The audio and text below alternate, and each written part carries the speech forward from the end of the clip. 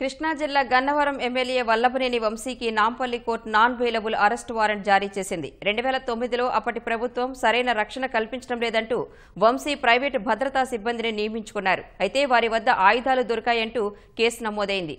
ఈ కేసులో వంశీని 4వ ముద్దాయిగా చేర్చగా ఆయన హైకోర్టును ఆశ్రయించారు. 2013లో హైకోర్టు కొట్టివేసిన ఈ కేసును వైకాపా ప్రోద్బలంతో మళ్లీ బయటకు తీశారని వంశీ ఆరోపించారు.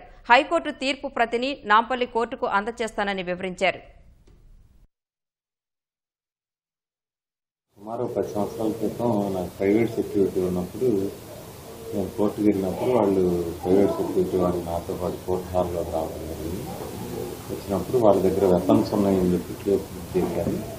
తర్వాత దాన్ని నేను ఎఫ్ఐఆర్ క్రాష్ చేయించాను. తర్వాత ఛార్జ్షీట్ క్రాష్ చేయించాను.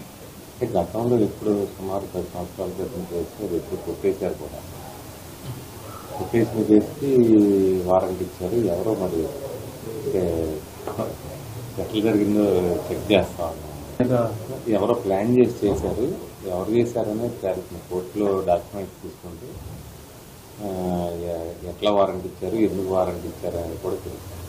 కేసు వారంటీ ఇచ్చిన తర్వాత మళ్ళీ దాన్ని మీడియాకి లీక్ చేసి ఇట్లా వారంటీ ఉంది, నామినేషన్ ఫెయిల్ అవుతుందని ఇట్లా కూడా చెప్పడం జరిగింది. వైఎస్ఆర్సీపీ వాళ్ళు అక్కడ ఉన్నటువంటి వాళ్ళ ఫ్రెండ్స్తో తెలిసి చేసిన